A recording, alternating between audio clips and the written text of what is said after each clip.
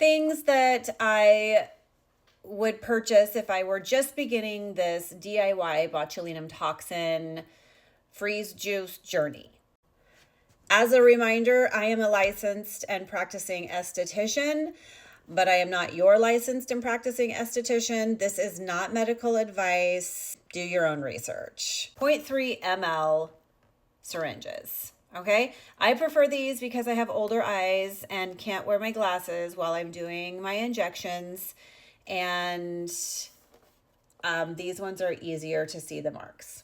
Also, I load small syringes because I make lots of little holes and I want to keep the needle as sharp as possible for as long as possible. Okay, so if I'm doing, I'll do a syringe for this area, a syringe for the DAOs, a syringe for the crow's feet. Sometimes I do a syringe on each side. I'll do a couple different syringes for my frontalis. So you get the picture. And you should always dispose of your needles properly in a sharps container.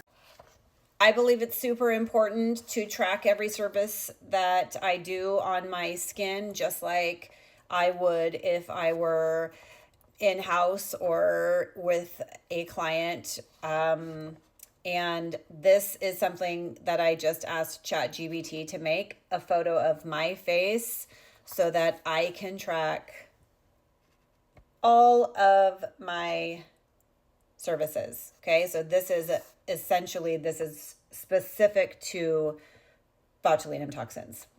I mark my face using these Amazon Basics dry erase fine point markers. I do also have this surgical marker. I have a variety of these, but I don't personally like it. It doesn't come off as easily on my face. As you can see, I'm rubbing it with rubbing alcohol and it just kind of smears around a little bit. I can scrub at it, but you don't want to scrub your face in an area where you've just given yourself injections. You don't want to scrub that area. So while I can get it off, the dry erase markers just come off with a swipe. Rubbing alcohol. It's very important that everything that you use when you are doing facial services to yourself be incredibly sanitary, okay? So you want to clean all surfaces with rubbing alcohol first. Make sure you're using fresh, unused syringes, etc. Gloves, no brainer. Mirror, no brainer. Some people feel like they need numbing cream for doing a lip flip. I don't personally believe that to be true. I think that you can power through. I can power through. I don't know about you, but numbing cream. This one's from Ace Cosm. It's called Wells Cane Plus. It's a big ass tub, and that's how much I have used of this big ass tub that I've had for, just shy of a year. Let's get to the good stuff, okay? When I first started using neurotoxins in my face, I opted for Innotox.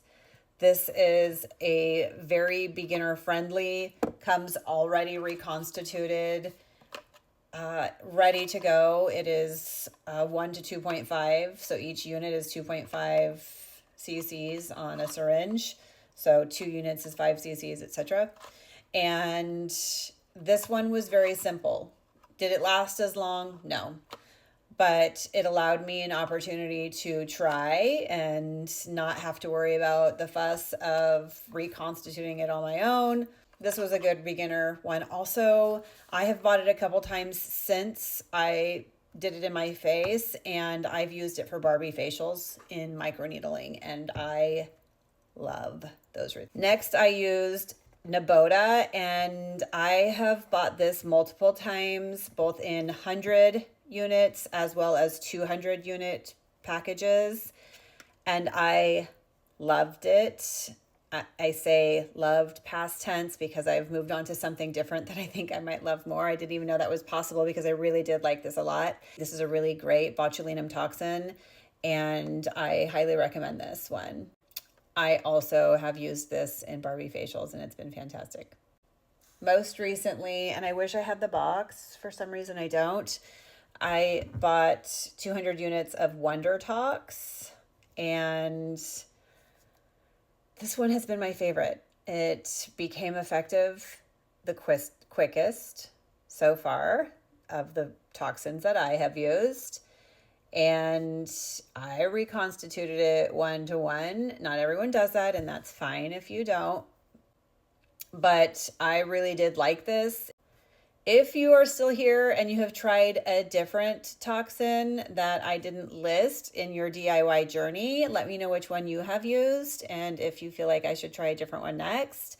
I buy it every time they have a big sale because I always have people asking if I have any. I always have it because it's such a good price. It's hard to pass it up. And I was paying between $400 and $500, sometimes up to $1,000 for my Botox. And when I started doing it myself, and I could buy, well, 200 units for $100, it really was no questions. There was no question for me. It was like, that's the way I'm going.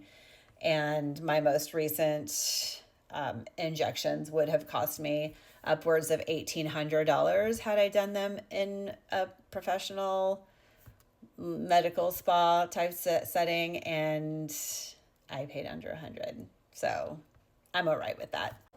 I hope I didn't miss anything, but that is what I would buy if I were starting over on my DIY freeze juice botulinum toxin journey.